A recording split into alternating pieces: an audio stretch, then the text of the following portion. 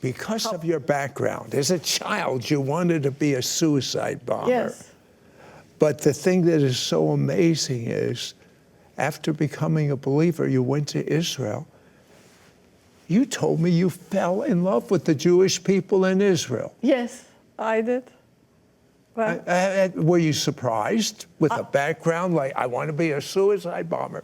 I was very surprised because first of all, I grew up in a very racist home. You know, it is different than in America. My father was the most racist man towards Jews and Armenians. And his family involved in Armenian genocide. They burned 15 Armenians to stake. So I'm coming from a generational racism from my background. And when I came to Christ, I, renounced all of this and I repented. But it doesn't happen overnight because you have those concrete, false doctrines embedded in your DNA. What happened is to me, I became indifferent. Like, I don't care. I don't care, about Israel. I don't care about Jews. I don't hate them, but I don't care about them now. And everybody was like, you gotta go to Israel, you gotta go to Israel. And I grew up in the Middle East. So I grew up in Ephesus, like all these ruins. And I'm like, Jesus lives inside of me. I don't need to see all those ruins everywhere, I grew up with that. And then, but I said, if somebody takes me to Israel and pays for everything, I'm going to Israel. So don't say big things, okay? Or say it. Anyway, my friend calls me after 3 days after I said that. And she said, well, I was praying. God told me I have to take you to Israel, and I have to pay for your trip.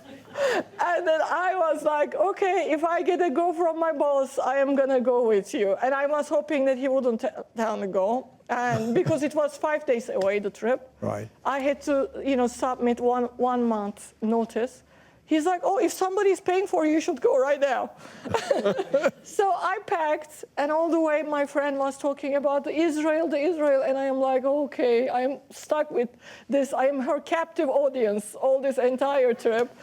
And the moment the plane landed to Israel soil, something shifted in my heart. And I started weeping. Like this, like people cry and there's this ugly cry that is so embarrassing. I get it. I started this really former Muslim Middle Eastern ugly cry in the airplane. And it was very embarrassing to her because that ugly cry was like for 8 days, every single day. But I fell in love with Jews and Israel. And from that moment on, every year I went twice. Before you leave, be sure to hit that like and subscribe button. Also, we would love to hear how the Lord is moving and touching your heart right now. So be sure to comment below and then share this video with someone you feel needs it just as much as you did.